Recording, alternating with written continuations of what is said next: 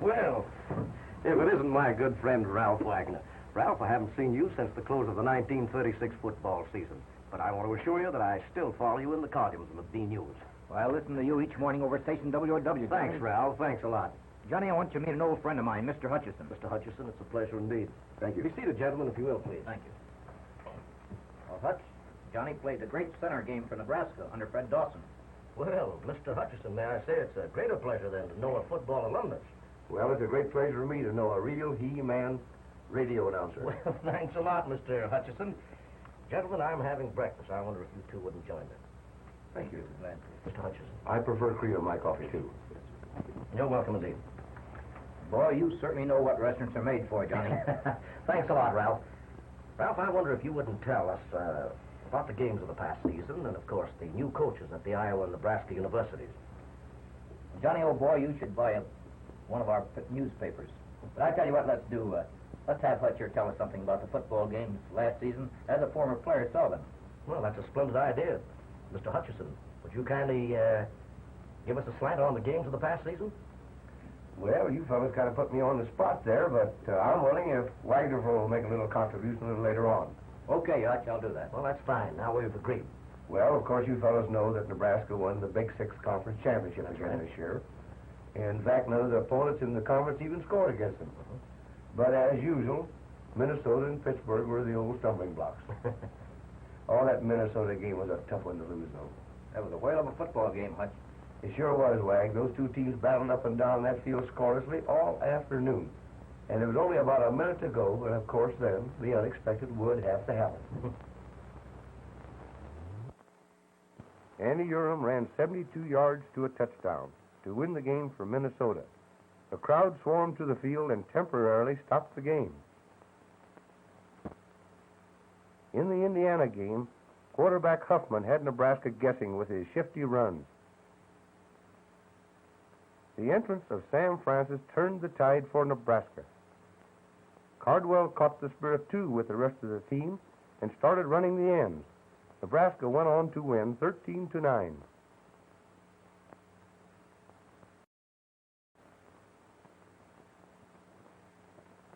Johnny Howell made a neat pass to McDonald behind the goal line for the first Cornhusker touchdown. Francis continued to plow the Hoosier line. And at the end of the quarter change, Nebraska scored its winning touchdown. In the Missouri game, Nebraska came to life in the second half. Francis got away to some long runs. Sam's passing was also very accurate and often went for substantial yardage.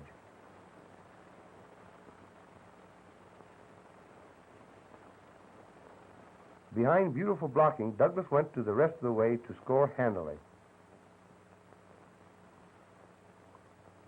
While Missouri failed to score, some of their lateral pass plays in midfield were beauties to watch.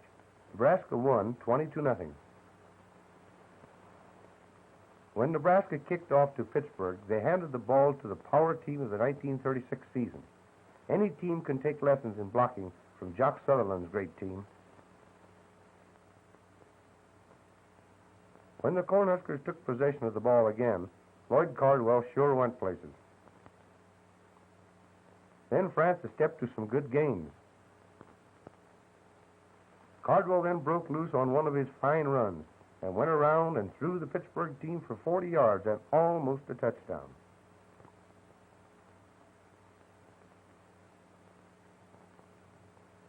Soon after, Francis passed over the goal line to Cardwell for the only Nebraska touchdown of the game. This, however, only served to rile the Pitt Panther, who came right back with a beautiful passing and line-smashing game. Some of the Pitt passes were started from very deceptive running formations and often had the Cornhuskers guessing. Pitt's varied attack of power and deception was not long to be denied.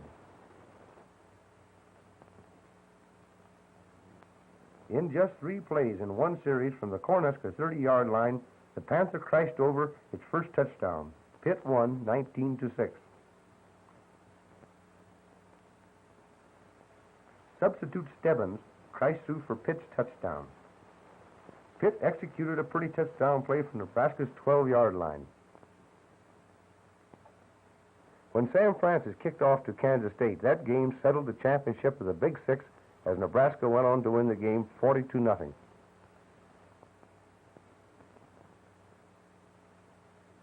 On one of the pretty runs for which he was made famous, Cardwell took the ball from the Kansas State 15-yard line to almost a touchdown. Francis bucked over for the score. Another Nebraska touchdown was scored by Ron Douglas from the Kansas State 10-yard line. A sweet pass from quarterback Johnny Howell to Douglas accounted for Nebraska's third touchdown. Preparing for the East-West game, the West team practiced on Stanford's practice field at Palo Alto. Coach Hollenberry, one of the West coaches, seemed to take kindly to Francis and his All-American type of football. Big Six players on the West team were Cardwell, Fry of Missouri, Conkright of Oklahoma, Elder of Kansas State, and McDonald and Francis of Nebraska. The boys from the Cornhuskers State received much pre-game publicity.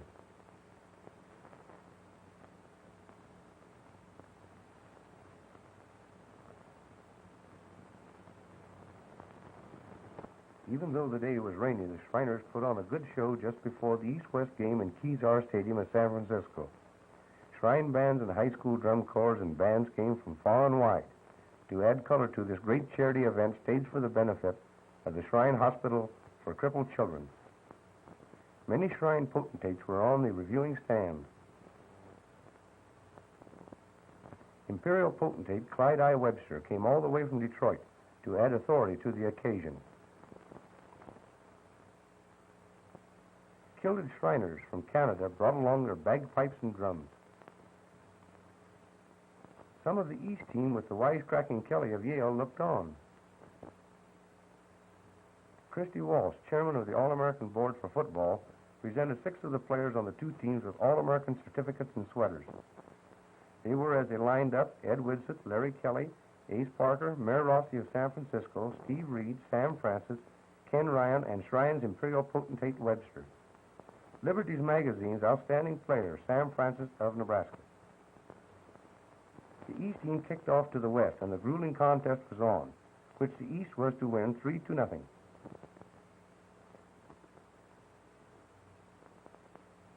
The East gained frequently through the line, but the West could do little in line attack. While the ball was in midfield, the East often found holes in the West line. The fine punting of Washington State's great backfield ace, Ed Goddard, took the West out of a hole time and again, and Duke's All-American Ace Parker featured with his dazzling run-back of the punts.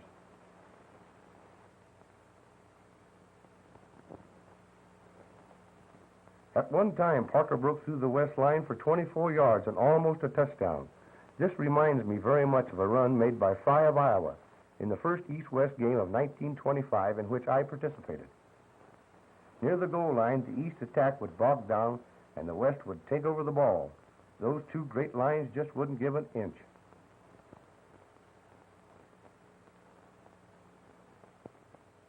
The Shriners put on a very colorful parade of flags during the half period.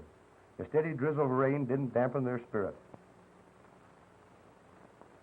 One of Princeton's Ken Sandback's passes for the East was intercepted by Lloyd Cardwell, who couldn't go far, however. The field was slippery and the resistance stubborn. Another one of Sandback's passes was completed to Kelly of Yale. The East won by Sandback's field goal. Now, fellas, I'll give you my interpretation of the football game for this past season, and I think it's up to our sports commentator, Mr. Wagner, to give us his idea on the coaching situation at Nebraska and Iowa for the coming season. Well, I tell you, gentlemen, I think Nebraska is very lucky indeed to get Biff Jones as head coach. I think the Biffer will make good use of the manpower at Nebraska. In fact, I think that's one of the reasons why he quit the Army. Iowa has a new coach, too, you know, Ira Tubbs of the University of Miami. He had a very good record down at Miami. They say he's a thinker and a planner. And his assistant coach, Joe Boland, former All-American tackle of Minnesota, they say is a go-getter, full of fire. And I think the combination will work well over there with the Hawkeyes. Well, gentlemen, I have really enjoyed this. You know, my business is talking, but I've really enjoyed listening to this conversation. Now, the time tells me that I must get back to the studios for the early morning broadcast, gentlemen. Well, we better get along too, Wagner. I hope we can all get together and review the 1937 football season. It's a date, and it's been a pleasure to have met you, Mr. Hutchison. I'll see you later, Ralph. Okay, Johnny.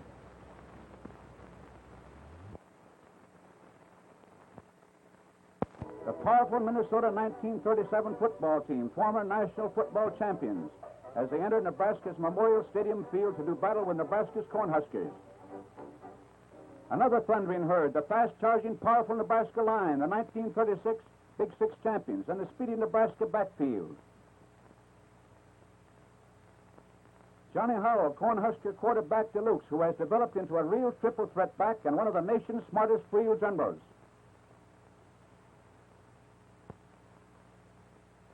Center Charlie Brock, who bids fair to become one of the greatest Cornhusker linemen of all time. Charlie is endowed with the four great essentials: size, speed, intelligence, and football intuition. Coaches, officials, and radio announcers confer before the game. At left, in leather jacket, is Ted Husing, famed radio sports announcer. Coach Bernie Bierman of Minnesota, who ranks as #1 coach in the United States. And Coach Biff Jones of Nebraska.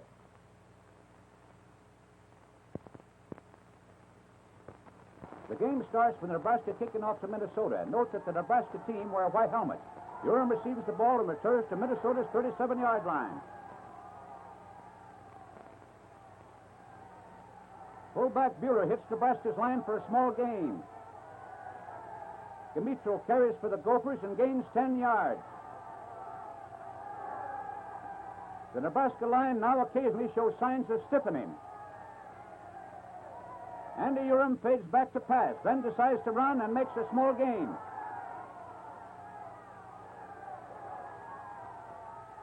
Dimitro makes it a first down on the Nebraska 38-yard line. Urim on a reverse play behind good blocking goes 28 yards to the Cornhusker 10-yard line. Buehler goes over left guard for 3 more yards. On the next play, Nebraska's fast-charging line throws Dimitro for an 8-yard loss. Urim now fades back and throws a pass over the goal line to quarterback Spadassini for a Minnesota touchdown. Urim misses a kick for goal. Nebraska's ball. Dodd picks up 2 yards. Howell punts to the Minnesota 40-yard line where Urim receives and is immediately smothered under an avalanche of Nebraska players. Urim on a fake Statue of Liberty play loses 4 yards. The Cornhuskers have their dander up now. Dimitro gains 5 yards off tackle.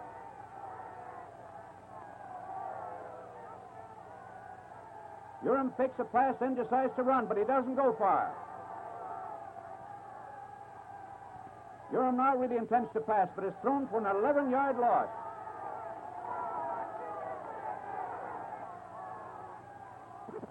Fullback Buehler now hits the line for a small gain. Now Urim really does pass, but it is intercepted by the alert Jack Dodd, who laterals it to Phelps, who in turn laterals to Brock for a gain to Nebraska's 20-yard line.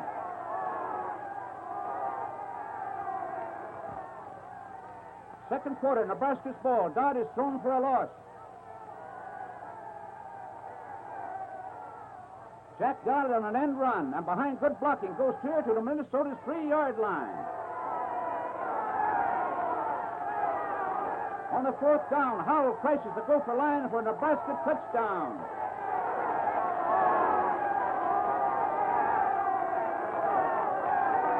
Even the reserves on the Cornhusker bench go wild as they realize what has just happened.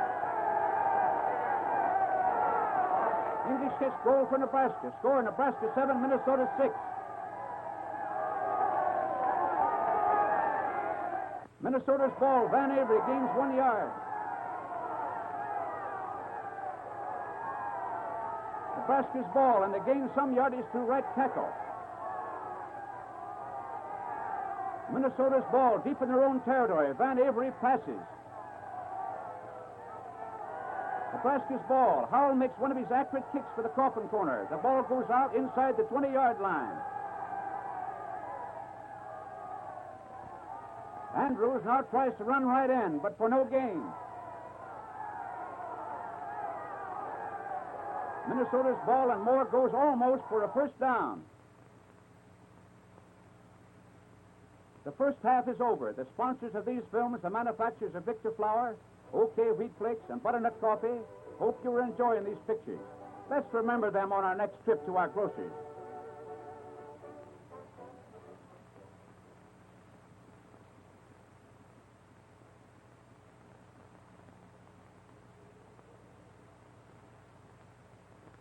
We are now in the third quarter. Minnesota's ball, and sophomore fullback Christensen makes a spectacular gain behind good blocking to Nebraska's 6-yard line.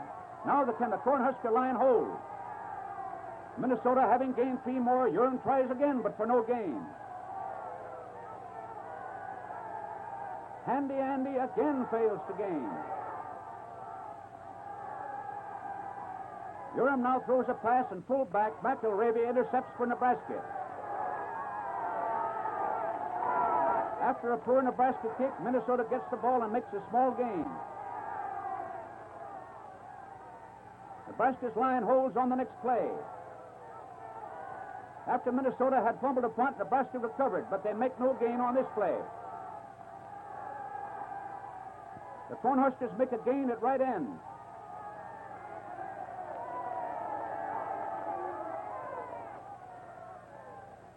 Jack Dodd fails to gain on the next play. Now watch this one. Andrews fades back, then hurls a pass to fullback Callahan, who travels 5 yards for the second Nebraska touchdown.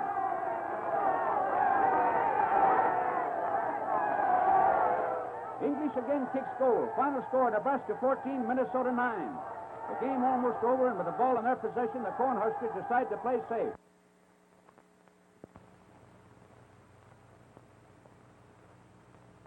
Eldon McElravy, Nebraska fullback, the game's most serious casualty.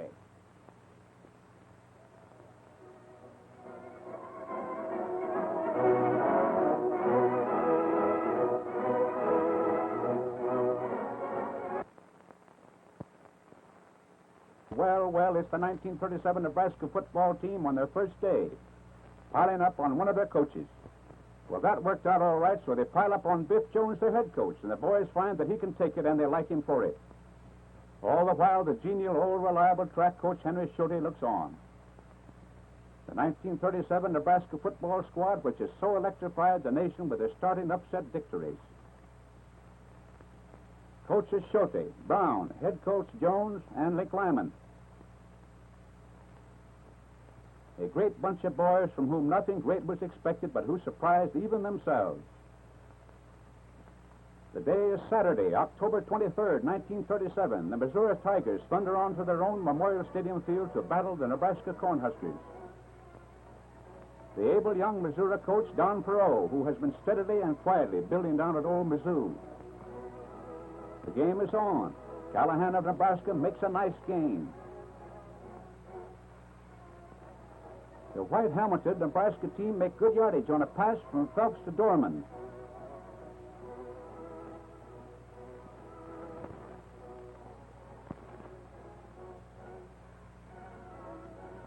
Here's a fast one. Phelps makes a short pass to Brock, who scores standing up for Nebraska. Later in the game, Phelps makes another pass, but the ball is deflected by the intended Nebraska receiver into the hands of an alert Missouri player.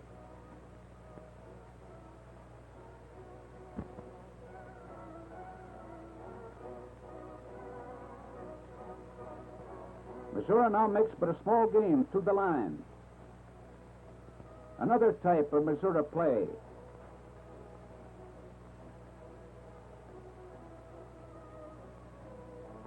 The Tigers now execute a strong play for a first down.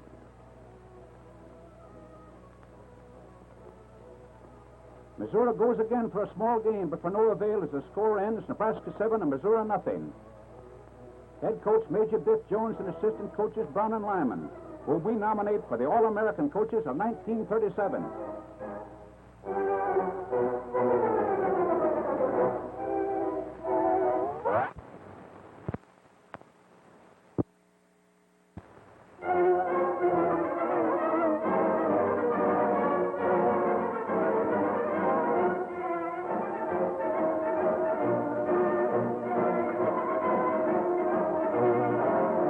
Fine fall day in 1937.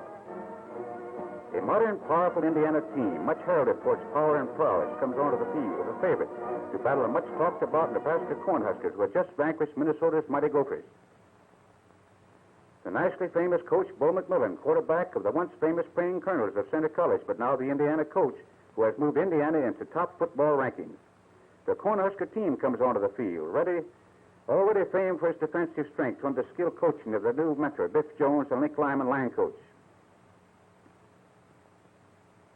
Temporary bleachers were erected at both ends of the stadium to seat the greatest home crowd of the season to witness a clash between Hoosier and Cornhusker. The game opens with Indiana kicking off to Nebraska. The ball goes out of bounds. Nebraska puts the ball in play on its own 35-yard line. The white-helmeted Nebraska team lines up, and on the first play, Johnny Howell throws a short forward pass into the line to halfback Jack Dodd, who breaks through the Hoosier line, and behind good blocking, Doc shakes loose and is away to a 65-yard run for the only touchdown of the game. The accurate toe at Old English adds the point after touchdown for Nebraska. Nebraska now kicks off, and the ball falls into the arms of the great Hoosier fullback, Corby Davis, who makes a fine return.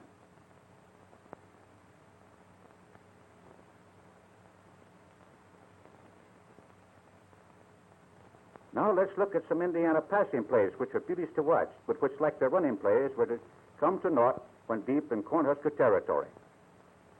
It is now the second quarter, and Indiana still takes to the air and completes some pretty passes, which keep the stands in a constant titter.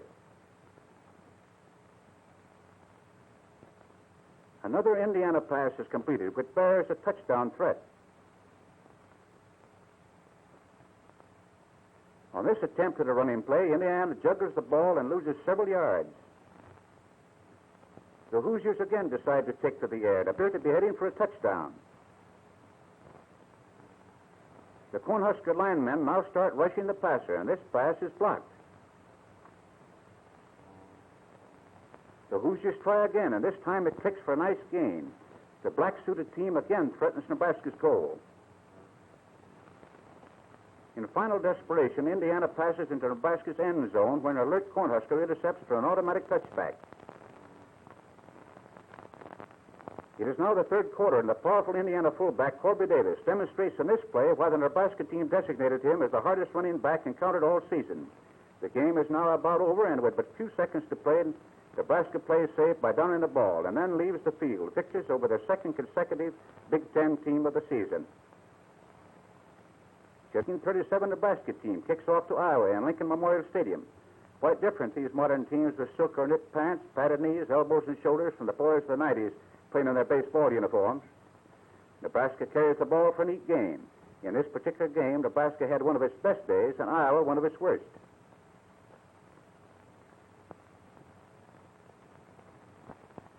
Iowa, in some of her forward pass plays, showed flashes of the form which he was supposed to have attained under the able tutelage of their new coach, Earl Tubbs. Here was a characteristic Iowa line play which went for a small gain. On another play, Iowa fumbled. Bitter cold and numb fingers made for frequent fumbles. Nebraska's ball. Dodd has it and goes for 5 yards through the Iowa line.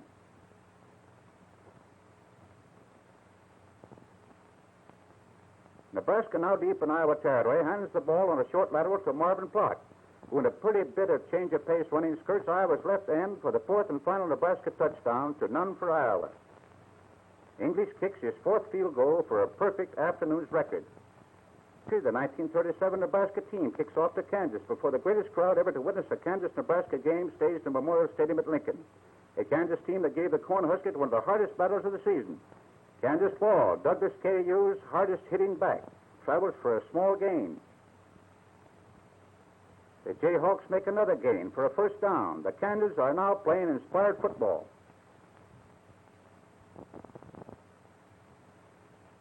Kansas now decides to pass, and Rep Local, the left-handed passer, hurls a pretty one to Sullivan, deep in Nebraska territory, to within 5 yards of the Cornhusker goal line. The game is young, and Kansas already threatens. Douglas is given the ball and goes 5 yards for the first Kansas touchdown of the game. Kansas now kicks off to Nebraska. Andrews receives behind his own goal line and makes a good return straight up the field to his own 30-yard line.